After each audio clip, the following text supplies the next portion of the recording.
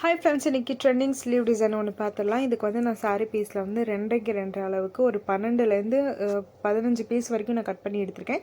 அதுக்கப்புறம் நம்ம ஸ்லீவோட பார்டர் தனியாக எடுத்துகிட்டு ஸ்லீவோட மேல் பகுதிக்கு நான் ஃபேப்ரிக் வந்து ஸ்லீவ் வரையலை, அப்படியே வந்து நான் ஸ்கொயர் ஷேப்பில் எடுத்திருக்கேன். இப்போ அதோட சென்டர் மார்க் பண்ணி நான் ஸ்கேல் வச்சு லைன் போட்டுட்டேன். இப்போ அந்த சாரீ பீஸ் கட் பண்ணோம்ல, அதை வந்து ஃபஸ்ட்டு ஒரு ட்ரையாங்கலாக மடிச்சுட்டு திருப்பி இன்னொரு ட்ரையாங்கலாக மடிங்க. ஸோ இது மாதிரி ஒரு 2 பீஸ் ரெடி பண்ணி ஒரே இதில் வச்சு ஸ்டிச் பண்ணுங்கள். அதாவது 2 பீஸை வந்து ஒன்றா வச்சு ஒரே ஸ்டிச்சாக போடுங்க, சரிங்களா? அந்த மாதிரி ஒரு 6 செட்டு வரும். அந்த மாதிரி பேராக பண்ணணும், சரிங்களா? 2 பீஸாக வச்சு பேராக பண்ணணும். இந்த மாதிரி பேராக வந்தால் நீங்கள் போல் ஒரு உங்கள் ஸ்லீவ் லென்த் எவ்வளோ தேவைப்படுதோ அதுக்கேற்ற மாதிரி வைக்கலாம். இது வந்து ஒரு 9 இன்ச் லென்த் இருக்கிறனால ஒரு 6 செட்டு 7 செட்டு எனக்கு தேவைப்பட்டுச்சு. ஸோ இதை விட சின்னதாக வச்சிங்கன்னா ஒரு 2 செட்டு 3 செட்டு அந்த மாதிரி தான் தேவைப்படும் பேர், சரிங்களா? ஸோ இந்த மாதிரி 2 வச்சு நீங்கள் ஃபுல்லாக வந்து தனியாக ஸ்டிச் பண்ணி எடுத்து வச்சுருங்க. அதுக்கப்புறம் அதிலே கொஞ்சம் வந்து எக்ஸஸாக இருக்கிற பீஸெல்லாம் வந்து பிசுறு கட் பண்ணிடுங்க. ரொம்ப பெருசாக இருக்க தேவையில்லை. அண்ட் எல்லா பீஸும் வந்து 1 இன்ச்சு 2 இன்ச்சுன்னா அந்த அளவுக்கு இருக்கிற மாதிரி பார்த்துக்கோங்க. இப்போ அந்த சென்டரில் நம்ம லைன் போட்டோம்ல, அதுக்கு மேலே வச்சு இந்த பீஸை ஸ்டிச் பண்ணுங்கள். ஸ்டிச் பண்ணிவிட்டு ஃபேப்ரிக்கை வந்து மடக்கிட்டு பார்த்தீங்கன்னா இந்த பிசுறு வந்து உள்ளே இருக்கும். ஸோ அதுக்கு மேலே இன்னொரு ஸ்டிச் போட்டுட்டு வந்துடுங்க, சரிங்களா?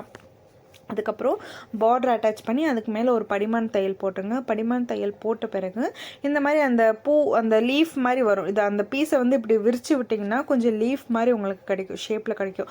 அந்த லீஃப் மாதிரி இருக்கிற ஷேப்பில் வந்து நீங்கள் அந்த லீஃபோட நுனி இருக்கும் பார்த்தீங்களா, நுனியில் அதில் வந்து இந்த மாதிரி ஒரு பீட்ஸ், அதாவது ஒரு மணி, அது கோல்டன் கலராக இருக்கட்டும் இல்லை என்ன கலரில் மணி வேணுமோ நீங்கள் வந்து அதை வந்து ஸ்டிச் பண்ணிட்டு வந்தீங்கன்னா இன்னும் கொஞ்சம் ஹைலைட்டாக காட்டும்.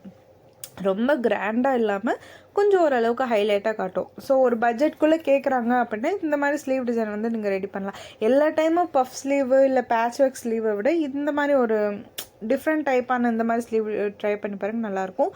இது காலேஜ் வேர்க்கும் போடலாம், பார்ட்டி வேர்க்கும் போடலாம். நீங்கள் குர்த்திலையும் தைக்கலாம் ஸ்லீவாக, அதுக்கப்புறம் ப்ளவுஸ்லேயும் ஸ்லீவாக தைக்கலாம்.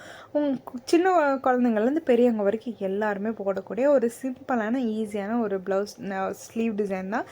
பார்க்க ரொம்ப அட்ராக்டாகவும் இருக்காது, ஆனால் ஓரளவுக்கு நீட்டாக டீசெண்டாக இருக்கும் போட்டாலும். இதே டிசைனை வந்து நீங்கள் நெக்லைனில் கொடுக்கணுன்னா கூட கொடுக்கலாம். அது எப்படி கொடுக்கணுங்கிறத வந்து நான் ஒரு வீடியோஸ் எடுத்து அடுத்து நான் போஸ்ட் பண்ண போகிறேன்.